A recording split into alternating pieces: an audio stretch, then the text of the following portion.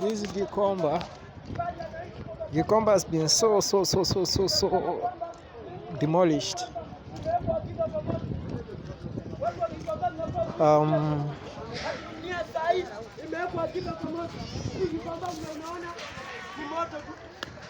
Hadi kuna siku inakuja inawaka kama moto.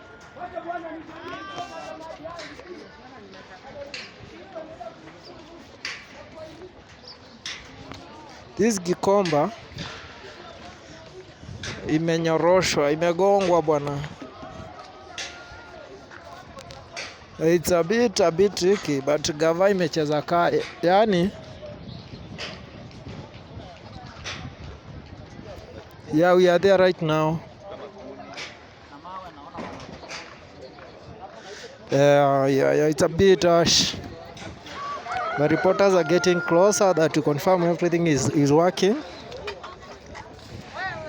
Yeah, as new portions are made for the new incomers and the business is going on. Yeah, as confirmed is that in few days that it will be operating. As you can see that people are working on it.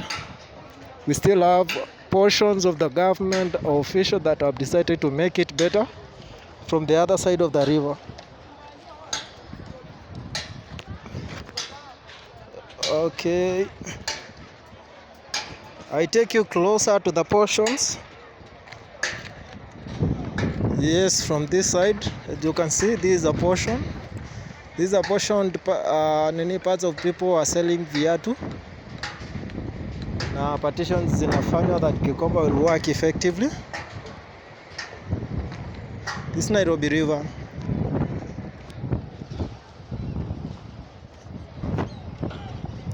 Yeah, people are working on it. Naona ni demolition ilifanywa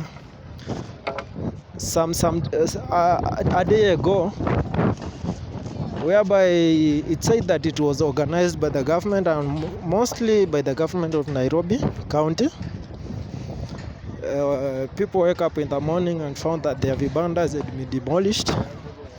Everybody wondered on what's going on. Watu walishangaa. It has been happening in demolitions by this no any order.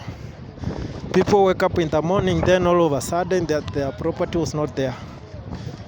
So still government is working on it. We shall see what way to work on it.